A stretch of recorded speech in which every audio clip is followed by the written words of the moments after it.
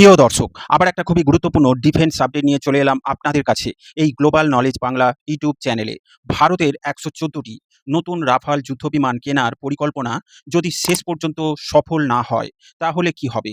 ভারত কি সম্পূর্ণ দেশীয় তেজস MK2 এর ওপর নির্ভর করবে? নাকি আমেরিকার F-35, রাশিয়ার Su-57E অথবা ইউরোপের ইউরোফাইটার টাইফন এয়ারক্রাফট আবারও আলোচনায় আসবে? আজকের ভিডিওতে আমরা শুধু খবর নয়, বরং ভারতের প্রতিরক্ষা কৌশল, ভূ রাজনীতি এবং ভবিষ্যৎ বিমান শক্তির বাস্তব বিশ্লেষণ তুলে ধরব। সম্পূর্ণ ভিডিওটা দেখবেন। আর স্ক্রিনে দেখুন, এ বিষয়ে সংবাদ মাধ্যমে ডিফেন্স নিউজ আর্টিকেল প্রকাশিত হয়েছে ইন্ডিয়ান ডিফেন্স রিসার্চ উইংসে। প্রকাশিত প্রতিবেদনের মূল আলোচনা এই যে, ভারতীয় বিমান বাহিনীর সবচেয়ে বড় সমস্যাগুলোর একটি হলো স্কোয়াড্রনের সংখ্যা। প্রয়োজন প্রায় ৪২টি স্কোয়াড্রন।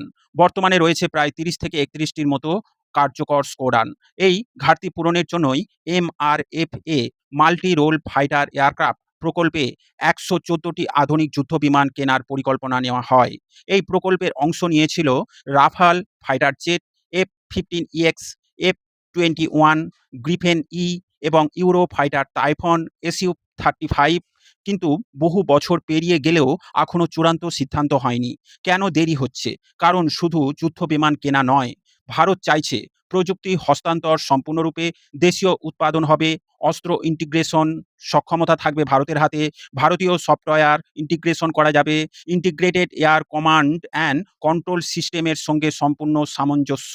অর্থাৎ বিমান কিনে আনা নয়, ভবিষ্যতে যুদ্ধ ব্যবস্থায় সেটিকে সম্পূর্ণভাবে যুক্ত করা এবং আত্মনির্ভর প্রযুক্তিগত স্বাধীনতা। এখানেই আসে প্ল্যান বি। যদি রাফাল চুক্তি আরও পিছিয়ে যায়, তাহলে ভারত কি করতে পারে? প্রথম বিকল্প হলো তেজস MK2, সবচেয়ে সম্ভাবনাময় সমাধান। তেজস MK2 শুধুমাত্র একটি যুদ্ধবিমান নয়, এটি ভারতের ভবিষ্যৎ বিমান শিল্পের ভিত্তি হয়ে উঠেছে।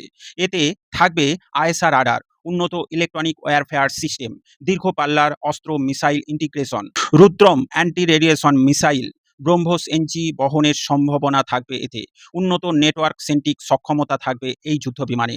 সবচেয়ে গুরুত্বপূর্ণ বিষয় হলো, ভারত নিজের মতো করে ভবিষ্যতে আপগ্রেড করতে পারবে এই যুদ্ধবিমান।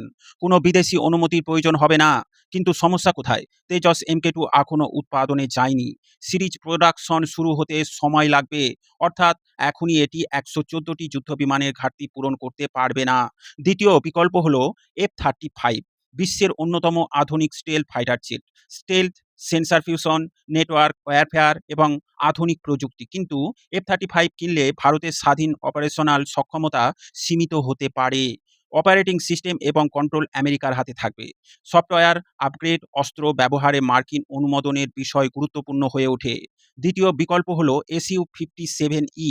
রাশিয়া দীর্ঘদিন ধরেই ভারতকে Su-57E এর প্রস্তাব দিচ্ছে। সুবিধা: স্টেলথ, সুপার ক্রুজ সক্ষমতা, দীর্ঘ পাল্লা, ভারতের সঙ্গে রাশিয়ার দীর্ঘ প্রতিরক্ষা সম্পর্ক। কিন্তু চ্যালেঞ্জ রয়েছে। ইঞ্জিন, উৎপাদন এবং রক্ষণাবেক্ষণ এবং আন্তর্জাতিক নিষেধাজ্ঞার প্রভাব নিয়ে অনেক প্রশ্ন রয়েছে। চতুর্থ বিকল্প হলো ইউরো ফাইটার টাইফন, চমৎকার এয়ার সুপারিটি ফাইটার জেট। কিন্তু একাধিক ইউরোপীয় দেশের অনুমোদন লাগে এবং রক্ষণাবেক্ষণের জটিলতা ভারতের জন্য বড় বিবেচনার বিষয়। ভূ রাজনৈতিক বিশ্লেষণে MRFA ডিল যথেষ্ট তাৎপর্যপূর্ণ ও গুরুত্বপূর্ণ সিদ্ধান্ত।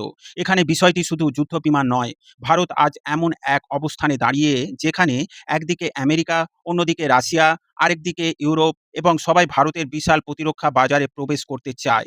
কিন্তু ভারত এখন ক্রেতা নয়, ভারত চায় প্রযুক্তি, দেশীয় উৎপাদন, রপ্তানি, স্বনির্ভর প্রতিরক্ষা শিল্প। এটাই আত্মনির্ভর ভারতের মূল লক্ষ্য। এমকার সঙ্গে সম্পর্ক: যদি আজ ভারত পুরোপুরি দেশীয় যুদ্ধবিমানের ওপর নির্ভর করে, তাহলে আগামী দিনে এমকা প্রকল্পে গুরুত্ব কমে যেতে পারে। অন্যদিকে তেজস MK2, ট্যাডবিএফ এবং এমকা একই শিল্পভিত্তিক ব্যবস্থা করবে স্বদেশীভাবে উৎপাদনের ক্ষেত্রে। এতে ভবিষ্যতে উৎপাদন খরচও কমতে পারে। ভারতীয় বিমান বাহিনীর বাস্তবতা এবং IAF এর সামনে এখন দুটি লক্ষ্য। প্রথমত, দ্রুত স্কোয়াড্রন সংখ্যা বাড়ানো। দ্বিতীয়ত, দীর্ঘমেয়াদে সম্পূর্ণ দেশীয় যুদ্ধবিমান শিল্প গড়ে তোলা। এই দুই লক্ষ্য একসঙ্গে পূরণ করাই সবচেয়ে বড় চ্যালেঞ্জ। রাফাল চুক্তি শেষ পর্যন্ত হবে কিনা তা এখনও নিশ্চিত নয়। কিন্তু একটি বিষয় স্পষ্ট, ভারত এখন আর শুধু যুদ্ধবিমান কিনতে চায় না, ভারত এমন প্রযুক্তি চায় যা আগামী ৩০ থেকে ৪০ বছর দেশের প্রতিরক্ষা শিল্পকে এগিয়ে নিয়ে যাবে। সেই কারণেই তেজস MK2, এমকা এবং দেশীয় প্রতিরক্ষা উৎপাদন আজ ভারতের কৌশলগত ভবিষ্যতের কেন্দ্রবিন্দু হতে চলেছে। আপনার মতে ভারতের জন্য সবচেয়ে ভালো বিকল্প কোনটি হতে পারে? তেজস MK2 হবে, রাফেল হবে, না SU-57E হবে রাশিয়ার কাছ থেকে, না আমেরিকার কাছ থেকে হবে F-35, নাকি সম্পূর্ণ নতুন কোনো সমাধান? প্রিয় দর্শক, এ বিষয়ে আপনার মতামত অবশ্যই কমেন্টের মাধ্যমে জানাবেন। ভিডিও ভালো লাগলে লাইক ও শেয়ার করবেন। ডিফেন্স, ফরেন পলিসি ও জিওপলিটিক্স রিলেটেড খবর পেতে এই গ্লোবাল নলেজ বাংলা চ্যানেলটিকে সাবস্ক্রাইব করে আমাদের সাথে জুড়ে থাকুন। সকলকে জানাই আন্তরিক ধন্যবাদ।